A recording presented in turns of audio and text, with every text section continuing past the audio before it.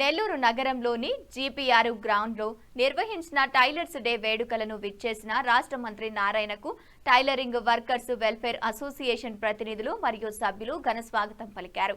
ఈ సందర్భంగా మంత్రి మాట్లాడుతూ టైలరింగ్ అనేది కేవలం ఒక వృత్తి మాత్రమే కాదని అది ప్రతి శుభకార్యంలోనూ భాగమయ్యే ఒక అద్భుతమైన కళ అని కొనియాడారు. నెల్లూరులోని సుమారు 9,000 మంది ఈ వృత్తిపై ఆధారపడి జీవిస్తున్నారని, మహిళల ఆర్థిక స్వావలంబనకు ఇది బలమైన మార్గమని పేర్కొన్నారు.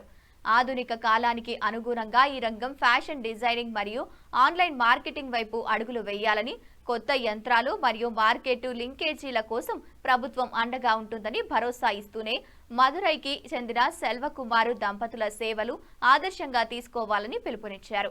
ఈ కార్యక్రమంలో mayor Devarakonda Sujatha, deputy mayor Kumar Yadav, మాజీ జెడ్పీటీసీ విజేతారెడ్డి పాల్గొన్నారు.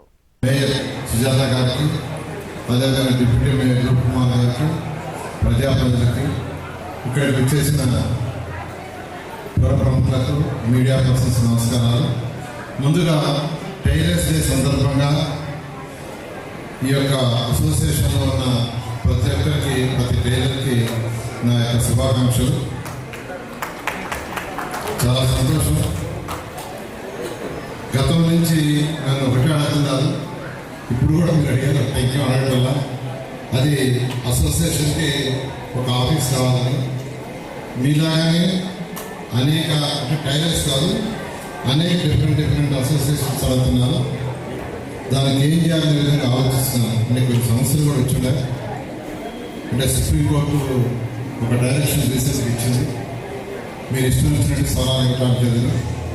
హైదరాబాద్లో ప్రజాప్రతినిధి ఇస్తే దాన్ని క్యాన్సిల్ కూడా చేస్తుంది. అందువల్ల ఎలా ఏంది అనేది ఖచ్చితంగా సుప్రీంకోర్టు డైరెక్షన్కి ప్రకారం ఏం చేయాలి, అలా చేయాలని ఖచ్చితంగా. ఎందుకంటే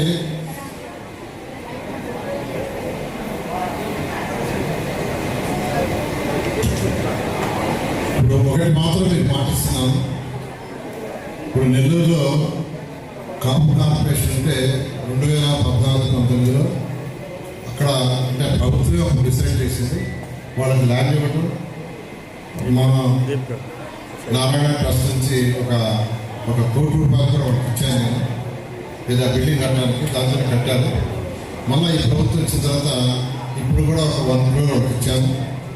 అదేవిధంగా బీసీ భవన్ అప్పుడు శాంక్షన్ చేస్తే గత ప్రభుత్వం దాన్ని చేయాలి. బీసీ భవన్ ఫౌండేషన్స్ కావాల్సి లేకుండా చేయాలి. అయితే మళ్ళీ ముఖ్యమంత్రిగా వెళ్తున్నాం. దాన్ని కూడా అంటే కార్పొరేషన్ చదువు అంటే చాలా బీసీ ఆర్గనైజేషన్స్ ఉంటాయి. ప్రభుత్వం ఏమంటుందంటే ప్రతి ఆర్గనైజేషన్ ఇవ్వలేం కదా, అందువల్ల కార్పొరేషన్ ఇస్తామని అది కూడా ఇచ్చారు. దాన్ని కూడా కూర్చొని మనం అడిగారు. దానికి కూడా మా ఫ్యామిలీ ట్రస్ట్ నుంచి వాళ్ళకి కూడా ఒక అప్రూవల్ ఇస్తామని మనం చెప్పారు బీసీకి. అయితే ఈ కార్పొరేషన్లు ఏదైతే ఉండే కార్పొరేషన్ కానీ, లేదా మేము ఫెడరేషన్ పెట్టుకున్నాయి ఏదైతే ఉన్నాయో, అంటే టైలరే కాదు, ఇంకా డిఫరెంట్ అందరూ అప్రోచ్ చేస్తున్నారు. వాళ్ళందరికీ ఖచ్చితంగా ఏం చేయాలో చేస్తాను, ఆలోచిస్తాను. బట్ ఏదైనా కోర్టు ఇష్యూస్ ఉన్నాయి, ఆ ఇబ్బందులు లేకుండా ఖచ్చితంగా చేస్తానని నేను మీకు అందరికీ ఈ సందర్భంగా మాటిస్తున్నాను. అదేవిధంగా టైలరింగ్లో ఈరోజు 1,00,000 మందికి టైలరింగ్లో శిక్షణ ఇవ్వడంతో పాటు తన సొంత ఇల్లు కూడా ఏదో అమ్మి కుట్టు మిషన్ పంపిణీ చేసిన మదురైకి చెందిన సెల్వకుమార్ దంపతులను ఒకసారి ముందుకు రావాల్సిందే కోరుతున్నాను. సత్యమణి గట్టిగా తప్పకుండా.